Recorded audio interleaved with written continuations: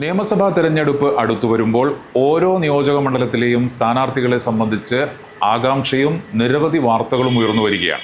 കണ്ണൂർ ജില്ലയിലെ മട്ടന്നൂർ നിയോജക മണ്ഡലത്തിൽ ഇടതുപക്ഷത്തിന്റെ സ്ഥാനാർത്ഥിയായി മത്സരിക്കുന്നത് ഡിവൈഎഫ്ഐയുടെ സംസ്ഥാന സെക്രട്ടറിയും യുവജനക്ഷേമ ബോർഡിന്റെ വൈസ് ചെയർമാനുമായ വി.കെ. സനോജ് ആണ് എന്നുള്ള കാര്യത്തിൽ ഏതാണ്ട് തീരുമാനമായി. വി.കെ. സനോജ് അദ്ദേഹത്തിന്റെ വീട് ഉൾപ്പെടുന്ന മണ്ഡലം കൂടിയാണ് മട്ടന്നൂർ.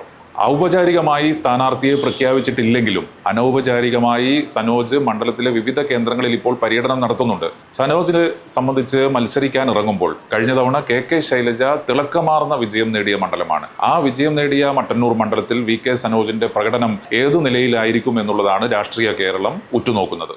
കൃത്യതയുള്ള രാഷ്ട്രീയ കാഴ്ചപ്പാടുകൾ, സൗമ്യമായ പെരുമാറ്റം, ഇത് രണ്ടുമാണ് വി.കെ. സനോജ് എന്ന യുവ നേതാവിന്റെ പ്രധാന ആകർഷണം. അതുകൊണ്ട് തന്നെ സൗഹൃദങ്ങളുടെ ഒരു വൻകര തന്നെയുണ്ട് സനോജിന് ചുറ്റും. മട്ടന്നൂർ PRNSS കോളേജിൽ പഠിക്കുമ്പോൾ SFIയിലൂടെ സജീവ രാഷ്ട്രീയത്തിൽ പ്രവേശിച്ച മാലൂർക്കാരൻ സനോജ് പഠനത്തിന് ശേഷം മുഴുവൻ സമയ രാഷ്ട്രീയത്തിൽ സജീവമായി. DYFI കണ്ണൂർ ജില്ലാ സെക്രട്ടറിയും പിന്നീട് സംസ്ഥാന സെക്രട്ടറിയായും CPM സംസ്ഥാന കമ്മിറ്റി അംഗമായും വളർന്നു. ഒപ്പം ഏറ്റവും ഇഷ്ടത്തോടെ കൊണ്ടുനടക്കുന്ന വോളിബോൾ പ്രേമം ആ രംഗത്തെയും മികച്ച സംഘാടകനാക്കി. നിലവിൽ വോളിബോൾ അസോസിയേഷൻ കണ്ണൂർ ജില്ലാ സെക്രട്ടറിയുമാണ് സനോജ്. മട്ടന്നൂരിൽ കെ ശൈലജ ഇല്ലെങ്കിൽ മറ്റാര് എന്ന ചോദ്യങ്ങൾക്ക് ഒറ്റ ഉത്തരമായി സനോജ് ഉയർന്നു വരികയായിരുന്നു. നിയമസഭാ തെരഞ്ഞെടുപ്പിൽ LDF സ്ഥാനാർത്ഥിയായി വി.കെ. സനോജ് മട്ടന്നൂരിൽ മത്സരിക്കുമെന്നുറപ്പായി. പ്രഖ്യാപിച്ചിട്ടില്ലെങ്കിലും സനോജ് മണ്ഡലത്തിൽ സജീവമായിട്ടുണ്ട്. അനൗപചാരിക പ്രചരണം എന്ന നിലയിൽ കൂട്ടായ്മകളിലും പരിപാടികളിലും പങ്കെടുക്കുകയും മണ്ഡലത്തിലെ വിവിധ കേന്ദ്രങ്ങളിൽ സന്ദർശനം നടത്തുകയും ചെയ്യുന്നുണ്ട്. യുവജനക്ഷേമ ബോർഡ് വൈസ് ചെയർമാൻ എന്ന ഔദ്യോഗിക ചുമതലയും സനോജിനുണ്ട്.